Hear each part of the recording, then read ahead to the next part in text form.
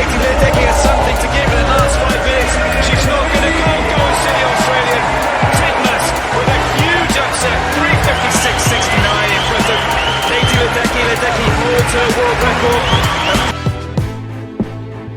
Ariane Titmus beats Katie Ledecky in the 400-meter freestyle. If you talk to any swimmer who swam at any high level in the United States of America, they'll tell you that Michael Phelps is not the GOAT. It is perhaps Katie Ledecky. She was defeated by Australian Ariane Titmus, who also broke the world record. Unbelievable accomplishment by her. Mina Kimes, the NFL reporter, said something along the lines of, "It feels like I just watched Justin Tucker miss a kick." No, that's not true. Nobody missed anything. Katie Ledecky got beat. It is American cocky season. Of course, we think we're the best. On that note, coming up in Interesting to See, your daily sports podcast about news, narratives, takes, and gambling. We'll talk about the embarrassment that is USA basketball. I don't have any takes on it. They just are not very good. We are going to talk about Aaron Rodgers, the Packers, and some gambling stuff. And we'll update the medal count and look at what's going on in the Olympics. And we're going to start today with the Olympics and some things you're going to have to be prepared for if you watch them, specifically if you watch in the U.S. or if you're an American. This is a story. It's not anything to do with who's good. Obviously, Simone Biles is perhaps the greatest athlete on planet Earth. But USA Gymnastics is in incredible turmoil. It has been for a while. If you'd like to catch up, I highly recommend the Netflix documentary Athlete A, which is about the Larry Nassar scandal and essentially how USA Gymnastics and Michigan State University are organized crime. There, I said it. Allegedly, no reasonable person would believe that I would actually accuse them of being an organized crime ring, etc. So last night there was a tweet that went out from someone named Paul Ruggery, who is some sort of representative. I don't know. And so this is where we're at right now with this Paul Ruggery tweet. I'll bring it up for you if you're going to watch. Australian Gymnastics blog, Team USA does not, under any circumstances, quote, need Marta back right now. So Marta refers to Marta Carioli and I think her husband or something, Bela Carioli. If you remember watching American Olympics, if you were watching American Gymnastics, that old man with the white hair with the creepy mustache that was always carrying around the girls, that guy and Marta Marioli, the two Mariolis, they were like the coaches. They ran this ranch in Texas that was essentially a compound. Parents weren't there. Larry Nassar would sexually abuse the girls.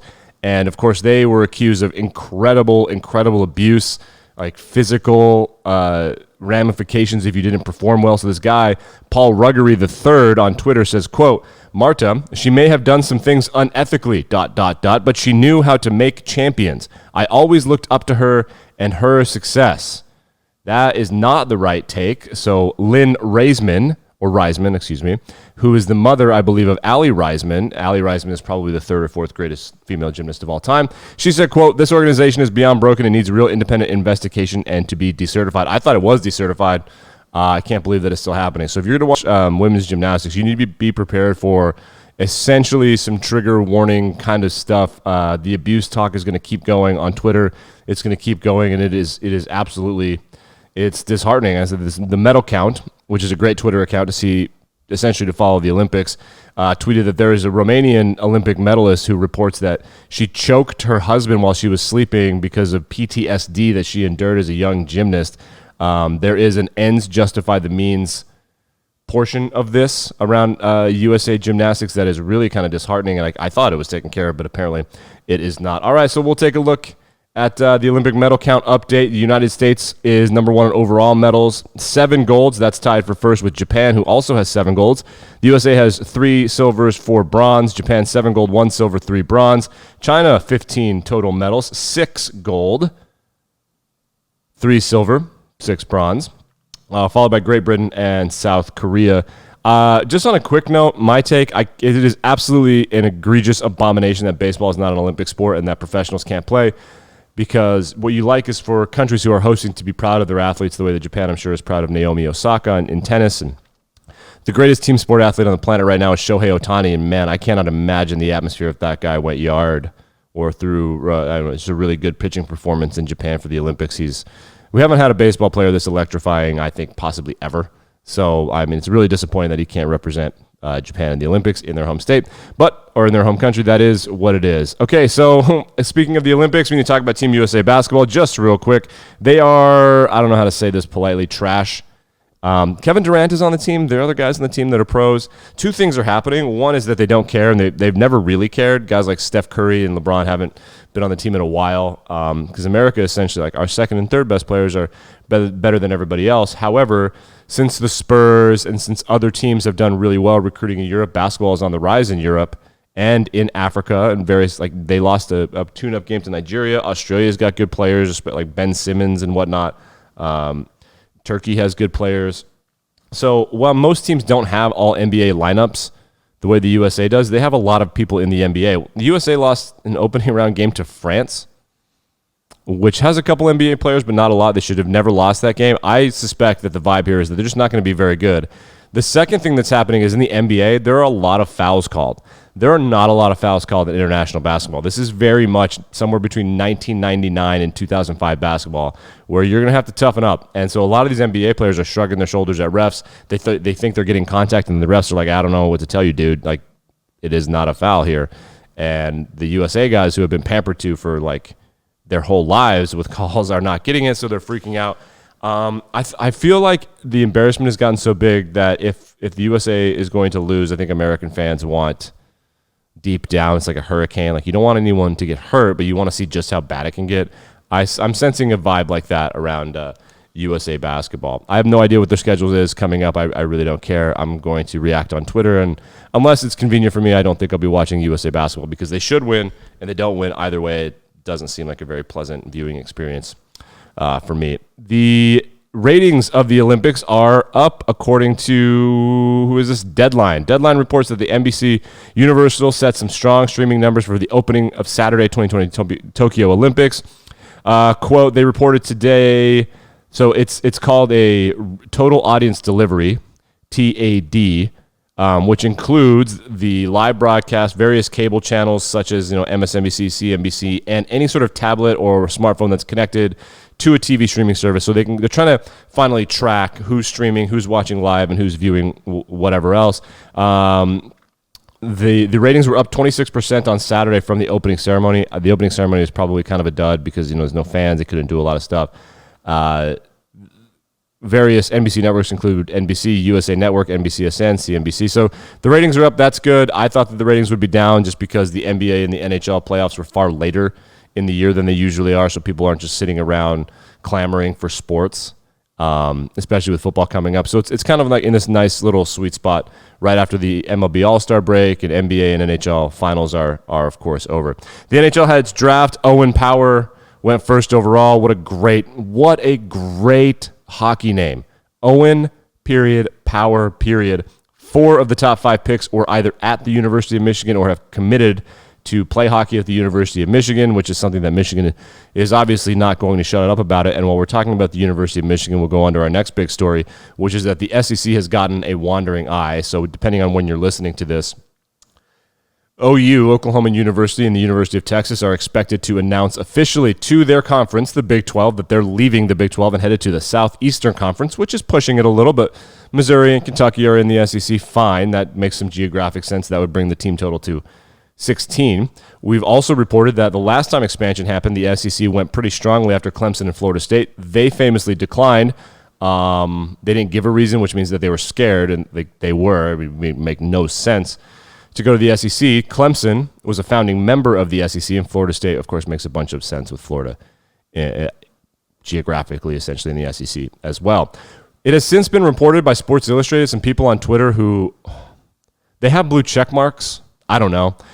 It hasn't been refuted that the SEC is also in pretty serious talks with Ohio State and Michigan, which means that it wouldn't be the SEC, and it also means that they understand the way things are moving. With this name, image, likeness stuff, with athletes potentially being paid, what the SEC is doing is essentially cutting out the middleman. There is no need for conferences, is what the SEC is suggesting. Everyone is seeing a world where there are 2 or 3 super leagues, and they kind of figure it out. I've been saying this privately in my personal life and among my friends for years. College football is about to be European soccer. There are going to be 3 or 4 massive leagues in massive countries, right? Regions in the United States. Those leagues are going to play each other, and they're going to sort of figure out a tournament of champions, similar to FIFA, UEFA Champions League. The real question here is what's going to happen to Notre Dame. The ACC and the Pac-12 seem to be pretty strong. I read on Twitter that some Louisiana schools were invited to the Big 12 to take up the space. Nobody knows what's going on, but what is going to happen is the rich are getting richer. Alabama, LSU, Florida, Texas, Oklahoma, Ohio State, Michigan, those guys are all big dogs. What they're kind of forgetting, though, is that even if they get to schedule their cupcakes at the beginning of the year, SEC fans have been saying it for years that if you had to play an SEC schedule, you'd have 1 or 2 more losses on the year, which as an SEC graduate myself, I would agree with. However, if you just keep adding these blue bloods, like a lot of you are going to go 6-6. Like if Michigan thinks they're going to the SEC and they will ever sniff any sort of postseason thing in the SEC based on the way the program is now, they're not going to. They're not going to. You'll never be good. You'll never be great again. So what's going to happen is they're essentially sacrificing competitiveness for these big schools and turning them into the meek and the middle ones, which in a long-term roundabout way, the more I think about it, if Michigan is brought back to earth and is consistently 6-6 and they start losing to teams like Toledo, this could be a pretty interesting situation. The one thing that is true now and has always been true about college football is it doesn't matter how good you actually are in a period of time. You can't have 5 years of success and rise through the ranks. You have to have 20 years of success. You have to be a good university and you get promoted. The real winner in all of this, no question, is the University of Utah. They were a mid-major school and they somehow got promoted. It is a fascinating story and congratulations to them. The Pac-12 seems like it'll be together for a while. But this college conference thing, I'm honestly over it. I don't care. I went to Ole Miss. All I want is for Ole Miss to be competitive in the fourth quarter against Alabama and LSU, like every other year essentially.